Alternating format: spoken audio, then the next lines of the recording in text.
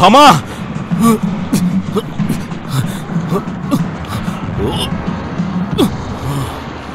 మనోహర ఎవరో బావిలో పడ్డట్టున్నారు. త్వరగా రా. ఈ సమయంలో త్వరగా రా.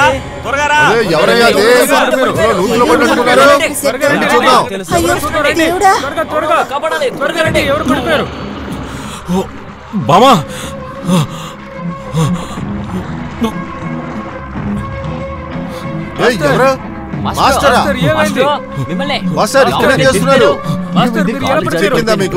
మీరేమంటారు? ఇంత పెద్ద గోడ దాటుకుని ఎవరైనా పడతాడా? మూర్ఖత్వంగా మాట్లాడతావేంటి? వర్ధన్ మాస్టర్ కి ఈత వచ్చా?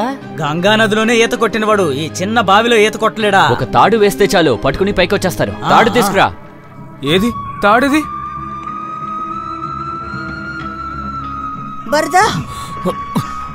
బామా నా చెల్లెలు పోయింది గోవింద్ మావయ్య. ఎవరు వెళ్ళారని మీరు చెప్తున్నారు? మన బామే అమ్మ చెప్పిందని తను ఈ బావిలోకి దూకేసింది. అయితే ఇక్కడ నిలబడి ఉండేది కొద్దిగా కడు తెరిచి చూడరా. బామా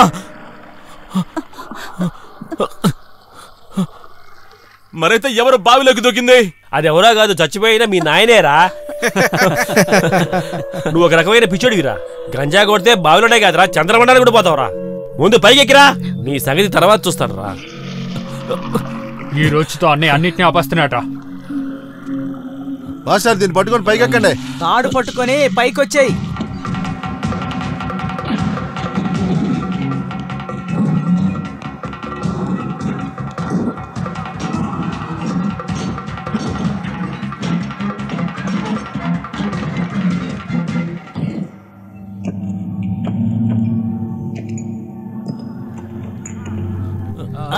నిదానంగా రా.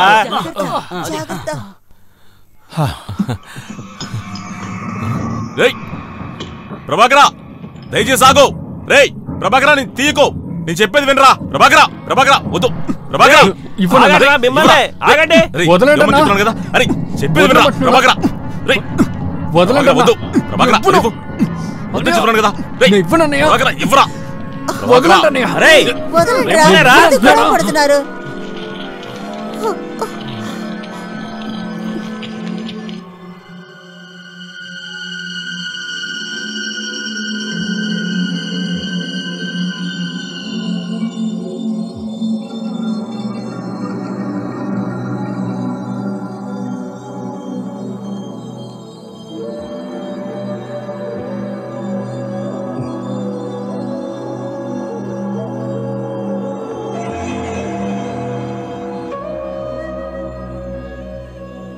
అన్నయ్య,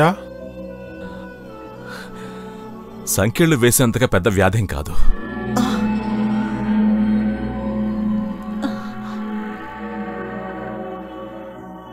తోపు లోపలికి వెళ్తున్నప్పుడు కాలు జారి మనం కింద పడుతూ ఉంటాం కదా, ఆ విధంగా నాకు మనసు అప్పుడప్పుడు అలా జారిపోతూ ఉంటుంది. మెడికల్ సైన్స్లో దీనికి ఏం పేరు పెట్టారో తెలుసా? Bipolar disorder. ఎప్పుడు ఏమవుతుందో తెలియకుండా ఆ మనసే తనకు తానుగా ఊహించుకుంటుందని అర్థం. ఒకే ఒక మార్గం, అన్నీ వేరే రకాలుగా ఉంటాయి. నువ్వు గంజాయి అది ఇది వాడినది వల్లే ఇప్పుడు నీకు ఆరోగ్యం బాగోలేదు. గంజాయి తాగానా? జీవితంలో ఒక్కసారి కూడా దాన్ని ముట్టుకోలేదమ్మా. మనసు ఎప్పుడైతే మన చేజారిపోతుంది అనుకున్నప్పుడు మీ దృష్టిని మరల్చడానికే నేను చూపించిన ఒక చిన్న మార్పు, ఒక దమ్ము, ఒకే ఒక దమ్ము. దాన్నలా నోటి దగ్గర పెట్టుకుని వదిలేస్తాను. నువ్వు దీనికి ఎప్పటినుంచి బానిసయ్యావురా? గోవిందయ్య మామయ్య గారికి ఎప్పుడు మీసం మొలవడం మొదలుపెట్టింది? అది ఎప్పుడని మనం కరెక్ట్గా చెప్పగలమా? ఆ విధంగా ఏదో ఒకరోజు, ఎప్పుడో ఒకరోజు, సమయం సందర్భం ఏమీ చూడలేదు. గోవింద మావయ్య ఇకపై నాకు ఎప్పుడు నయమవదని తెలుసుకుని కీరణు నారాయణన్ నంబిగారి కాళ్లపైన నేను వెళ్ళి పడ్డాను.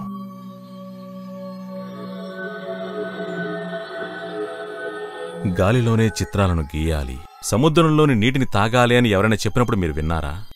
ఇప్పుడు నా పరిస్థితి అదే. చదవలేకపోతున్నాను, పాఠం చెప్పలేకపోతున్నాను, ఉండలేకపోతున్నాను, ఉంచలేకపోతున్నాను. ఆ రోజు ఎలా గడిచిపోతుందో నాకే తెలియట్లేదు. నన్ను క్షమించండి. ఆశ్చర్యంగా వచ్చే మనోవ్యాధికి ఇది ప్రారంభం. ఇది పెరిగిందంటే తర్వాత పిచ్చిగా మారిపోతుంది. మీకు వచ్చింది అదే. మెదడులో ఎంత తెలివితేటలు ఉంచుకోవాలో అంతే ఉంచుకోవాలి. నలుగురే ఎక్కగలిగిన పడవలో 100 మందిని ఎక్కించగలమా? కుదరదు కదా. 5-6 నెలలు పచ్చం చేసి ఈ మందులు వాడుతూ ఉండాలి. నాకు పెళ్లి నిశ్చయమైంది స్వామి. మంచిది. కానీ ఇప్పుడు దాని గురించి మాట్లాడడం మంచిది కాదు. దాన్ని వాయిదా వేయడమే మంచిది అంటున్నాను. నేనంటే చాలా మందికి ఇష్టం నంబి స్వామి. వాళ్ళందర్నీ బాధ పెట్టి వాళ్ళందరి ముందు ఒక వ్యాధిగ్రస్తుడిలా ఉండడం నా వల్ల కాదు. ఒకటి చనిపోవాలి, లేదంటే ఈ ఊరు వదిలి పారిపోతాను.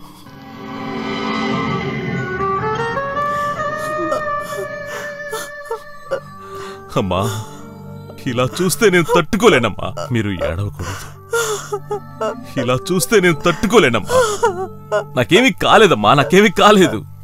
మనం నడిచి వెళ్లే దారిలో ఒక చిన్న స్కిడ్డింగ్. ఎందుకమ్మా మీరంతా ఈ విధంగా ఏడుస్తున్నారు?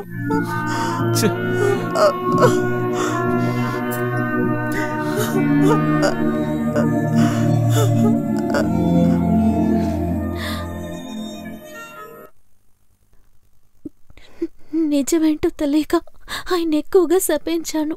నా మాస్టర్ గురించి తెలియక నేను తిట్టిన తిట్లో తిరిగి ఇచ్చేయి కృష్ణ.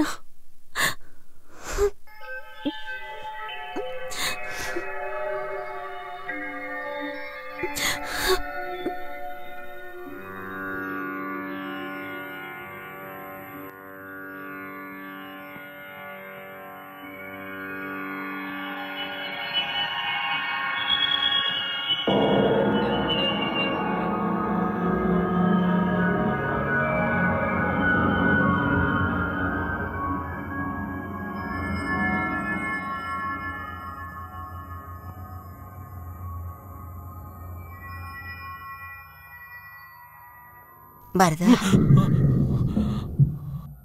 నేను భయపడ్డానమ్మా. ఇంకా ఎన్నాళ్ళని ఇలాగే ఉంటావురా? నేనిది చూడలేకపోతున్నానురా. ఇంకా ఎంతని నేను భరించాలి?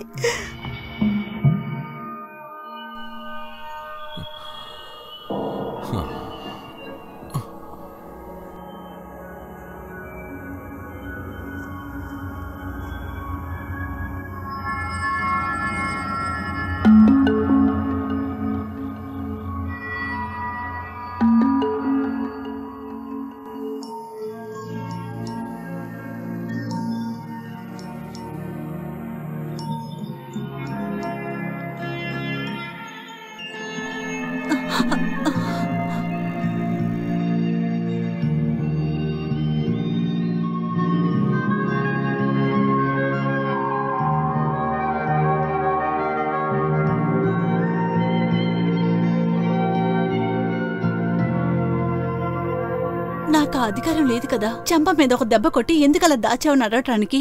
మీరే పెద్దవారు కదా. ఇలా చూడన్నయ్యా, నువ్విలా మౌనంగా ఉండేందుకు ఇక్కడ ఏం జరగలేదు. మనసు కష్టంతో అమ్మ ఏదో మాట్లాడేసింది. అది ఎందుకు నువ్వు ఇంత సీరియస్ గా తీసుకుంటావు? మన అమ్మే కదన్నయ్యా. అమ్మ చెప్పింది కదా, నేనేమి ఏడవట్లేదమ్మా. నా వల్లే కదమ్మా నీ జీవితం నాశనం అయిపోయింది. నువ్వు కావాలనే ఆ పని చేయలేదు కదా. ఏదో అలా జరిగిపోయింది. నేను దానికేమనుకోవటం లేదు. ఇదే నా తలరాత అనుకుంటా. క్షమించమ్మా ఈ అన్నయ్యని. అయ్యో ఏంటన్నయ్య, మీరేంటి ఈ పని చేస్తున్నారు? అయ్యో దేవుడా.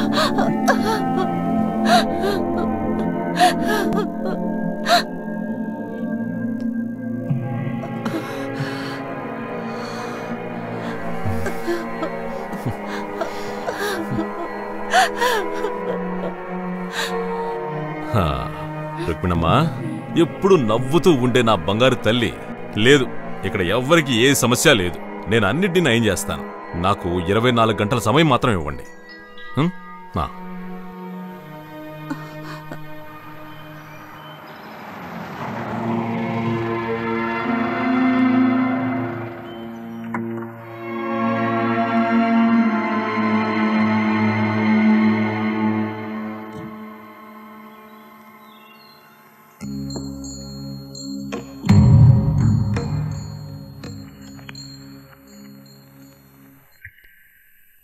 కూర్చోమని నేను చెప్పలేదే. ఓ, క్షమించండి, ఏదో తప్పు జరిగిపోయింది. ఎప్పుడూ తప్పు మాత్రమే కదా జరుగుతోంది. అది సరే గాని ఇక్కడికెందుకు వచ్చారో ఆ విషయం చెప్పండి. అది నేను మా ఇంటి అమ్మాయిని. నా జీవితాన్ని నాశనం చేశావు అంతేగా? క్షమించండి శంకర్ గణేష్ మాస్టర్ గారు. పావుకి పాలు పోసి పెంచినా ఏదో ఒకరోజు కాటేస్తుంది. మీ ఇంటికి సంబంధం మాట్లాడడానికి వస్తే ఆ రోజు నువ్వు నన్నేం చెప్పావు? విషపావని. పౌరుషం ఉండొచ్చు, కాని అందుకు కూడా ఒక హద్దుంది. అర్థమైందా? ఆకాశంలోకి ఎగరకు. నాకు అటువంటి అహంకారం ఏమీ లేదు మాస్టర్. మరేంటి? ఏంటిది? అన్ని వివరాలు ఇందులో ఉన్నాయి.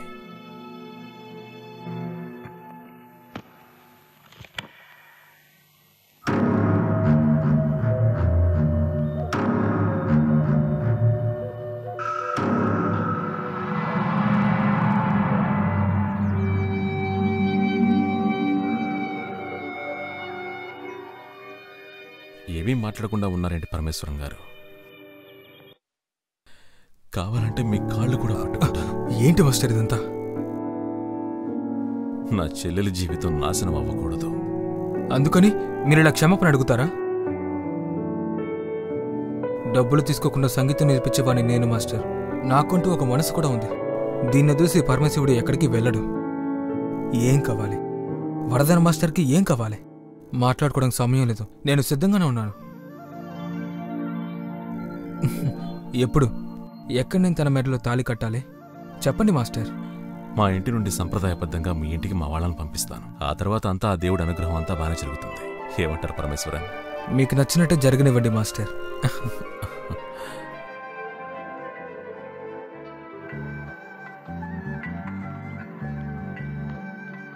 అమ్మా, అమ్మా, అమ్మా, నేను ముందే చెప్పాను కదా ఎవరికి ఏ సమస్య ఉండదని. అన్ని సమస్యల్ని ఒకేసారి తీర్చేస్తానని చెప్పాను కదా. మొత్తాన్ని సరి చేసేసాను. ఇంకెవరు బాధపడకూడదు, ఇబ్బంది పడకూడదు. అసలు నువ్వేం మాట్లాడుతున్నావో నాకు అర్థం కాలేదు బర్దా. నేను మాట్లాడే మాటలు ఏ ఒక్కరికి అర్థం కాదు. అది విధిరాత. వదిలేండి. రేపే మనం గోవింద మామయ్యతో కలిసి ఖమ్మం వెళ్తున్నాం. మన భామ కళ్యాణం జామ్ జామును జరుగుతుంది. పిచ్చి పట్టిన వాళ్ళ చెప్పట్లేదు, నేను నిజమే చెప్తున్నాను. ఆ శంకర్ గణేష్ మాస్టర్ గారి అబ్బాయి కాళ్ల మీద పడి అన్ని విషయాలు చెప్పేశాను. మీరు నన్ను నమ్మండమ్మా.